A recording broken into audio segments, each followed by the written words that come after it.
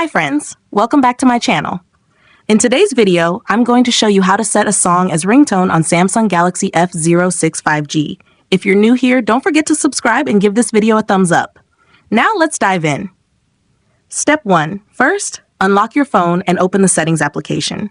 This is where you can find various customization options for your device, including display settings, privacy, security, and more. Step 2. Now, locate the search icon in the top right corner and tap on it. The search feature makes it much easier to find specific options without having to scroll through multiple menus manually. Step 3. Now type ringtone into the search bar. You'll see a few results pop up. Things like Wi-Fi or Bluetooth might show up too, and that's totally normal. What you want is the option simply labeled ringtone. Don't worry if you also see things like notification sound or pop-up style. Just ignore those for now. Step 4. Once you see ringtone in the search results, tap on it. You may need to tap it once more to fully open the ringtone settings, depending on your phone model and software version. From here, you'll see a list of available tones.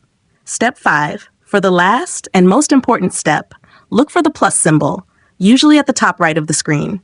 Tap it. This will let you browse through your audio files. Now just locate the song you want to set as your ringtone.